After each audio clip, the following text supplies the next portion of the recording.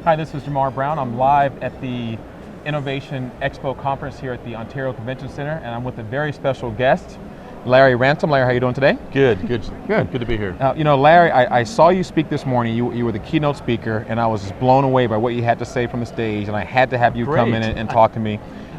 Just so that the audience knows about your background. You're the author of Tag You're It, which is a great book on it's really just living a life of greatness. It's about exactly reaching your dreams, overcoming your odds, that kind of thing. Awesome. And there's also another thing that you've authored called Brain on Future, which I would like to get to you in a little bit, but I'm very curious to have our listeners and our viewers learn more about that as well. But your main core business is that you're the founder president of the Synergy Network. Yes. So tell me a little bit about that business. Well, the Synergy Network was really designed, it came about because I was working with organizations out there, and I really wanted to develop what we call a Mission Impossible team. Okay. And I really believe in diversity as far as in different modalities, as far as training and teaching from different walks of life, different professions, different viewpoints, if you will. Okay. And so I had about 5 or 6 different people that I thought were really good in their areas. One was really what they call it from paradox management. One was a leading coach for doing a lot of leadership work for Microsoft over in Asia. Another person was Dr. Ron Short. He was involved with a lot of emotional intelligence work. Okay. Just a whole group of people. And I thought that instead of just being me coming out there and doing it, I wanted to really help to transform these organizations. So I figured there's more than one person with one area of expertise. That's that's how it was birthed. Excellent. What I'd like to do, I want to talk about how you came about developing your organization. What triggered this vision or inspiration for you. I want to start there. Then we're going to talk about some of the things that your company does and Brain on Future and things like that. But tell me briefly about your background. What motivated you? What inspired you? And how did you get to be the keynote speaker at this huge event today? Well, I think my big passion in life is I love tapping into the power, creativity, and the spirit of human beings and what they can do when they all come together in synergy. That's where Synergy Network really was about as well. Okay. Because I think that we all have this innate ability, in fact I don't think I know, to create, and if we can tap into that passion, that heart space, and become aligned and unified with a team around a particular purpose and a particular vision, if you will, in an organization, that people start to show up and they really do 1 + 1 = 3, they synergize, and it's more than just punching in on a clock, it's more about coming to work and giving their heart, their gifts, and their talents together.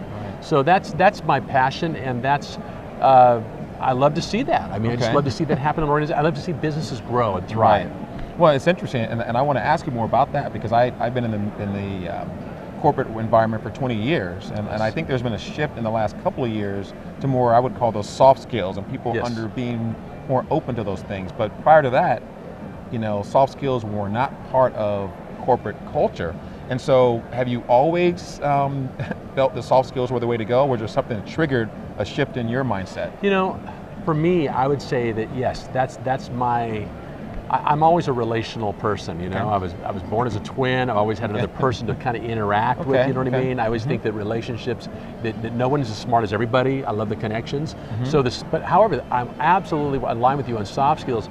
For most of my career, people have said, the soft skills, we don't need soft skills, we need the hard skills. Let's get down to the bottom line, right? But they don't realize the soft skills are how companies can thrive. The soft skills, if they're not there, you can have a bunch of people just punching the clock and doing their thing, doing their profession, but they're not going to grow and develop if they don't have that harmony, that, if you will, that alignment around a common theme, and they're moreover, they're acknowledged and appreciated out there in the workplace. And one of the most powerful things I saw from the stage today, well, 2 things. You did an exercise on listening, where you had one person be the listener and one person be the talker. You told the listener to basically ignore the talker and on their iPhone, like we see so many people doing today.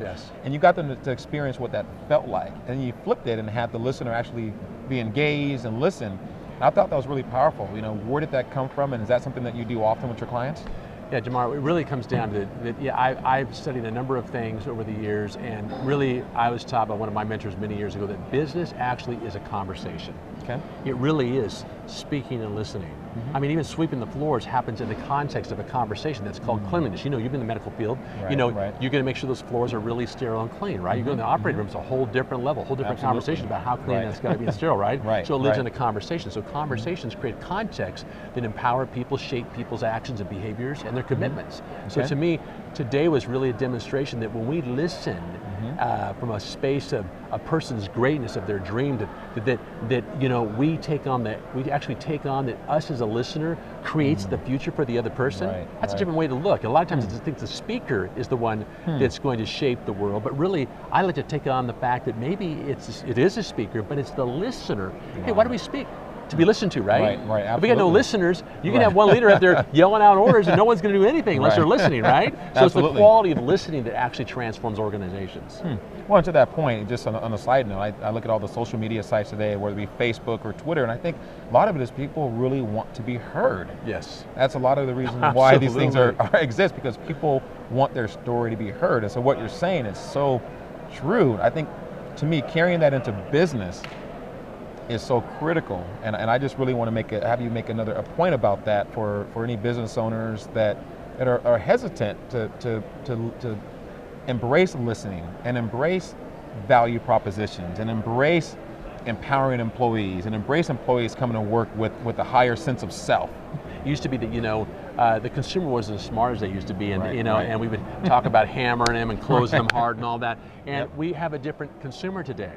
We also, I mean, they're intelligent, they're smart, they're looking for who you are and what's your cause and their purpose, and do you have their interest in mind? Well, same thing as an employee. An employee knows now, many times they're going to come in and interview the company. They're going to want to know, what do you have to offer me for me to give you my gifts and my talents to work for you, right?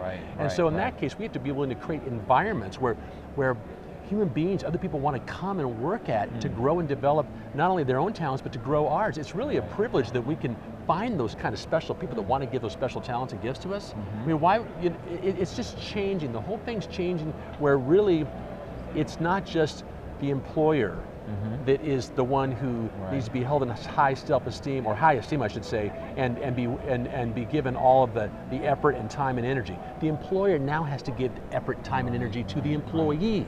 If they're going to keep them around, have a sustainable system and service and products, what they're doing, they've got to have great people. And you're going to lose them to your competitor if you don't find a way that they enjoy the environment and they're nurtured in that environment. That makes sense. Now tell me about high performance teams. I mean, I think that's something that you hit on a lot from the stage, and that's something that you're expert in training and teaching business owners. So tell me about your philosophy and your approach to building high performance teams. Well, high performance teams, to me, again, if you're going to have a high performance team, you've got to have people show up, be willing to be engaged. Their hearts and minds need to be engaged, right?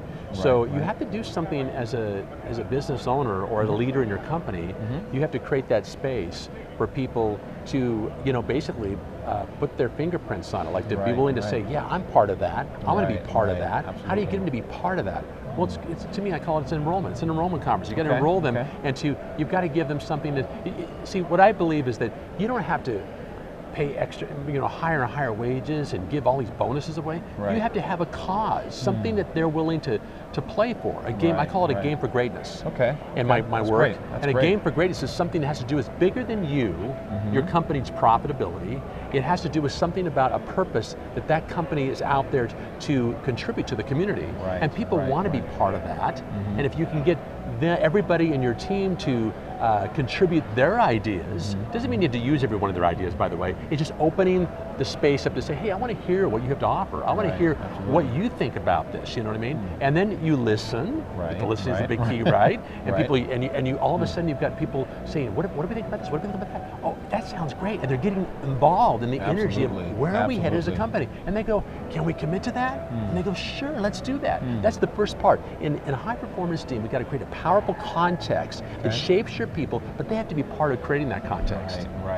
Passion to purpose is something, it's just not a purpose, it's just not a regular why. You have to have a why for coming to work, and that again, that's part of engaging the hearts and minds. But you got to be passionate about it. And then you have to vision an image of the future that's something that's not sitting on a wall, that we call it an espoused vision, where people, oh, there it is, there's my vision. I've asked so many CEOs, what's your vision? Well, Julie, will you go grab the vision off the wall? Or George, will you grab the vision off the wall and bring it, and let's show it to Larry? And I'm going, okay, you read it to me. Oh, it sounds like everybody's really being this vision. It's on the wall, someone documented it.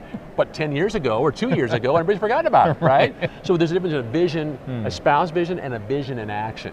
And if you want people to live a vision in action, if you want people to live a purposeful, be a causal agent to move them forward into the future, then you have to get their signature, their thumbprint, if you will, on it. And how you do that, you bring them together again, you have a conversation, you have a dialogue, not a monologue. It's not like you do this and you do that. You have a dialogue and you have a conversation about what's possible together. And then finally, as you an owner, you get to say, okay, well, I like that idea, I like what you contribute over here.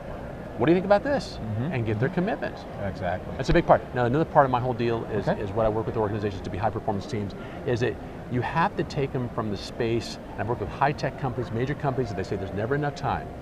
And now they're a victim to the system. And they feel that they can't do anything about, they feel they're lost in the system, and you have to somehow give them power, give them their power back.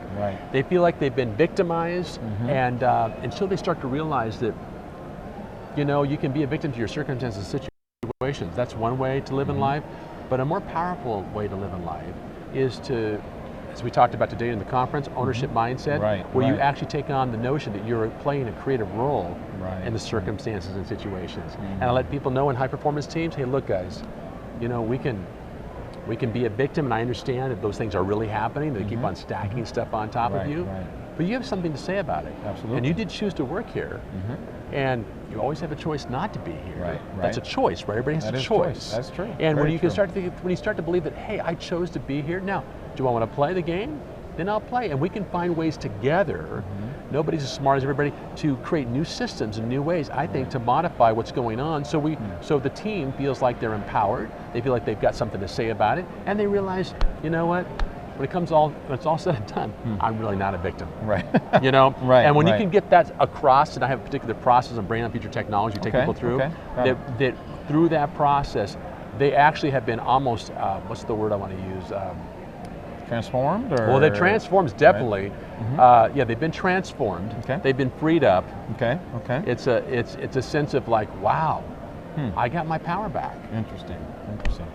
Larry, that was amazing. Thank you so much. I really appreciate it. Thank you for Shamar, it was fantastic to talk with you today. Phenomenal pleasure. That was Larry Ransom, incredible person. Once again, we didn't get your website information. It's www.brainonfuture.com. That's www.brainonfuture.com. Got it. I encourage all of our Southern California CEO viewers to definitely go to Larry's website, learn as much as you can, and then give Larry a call and work with him. Thank you all very much. This is Jamar Brown with Southern California CEO Magazine.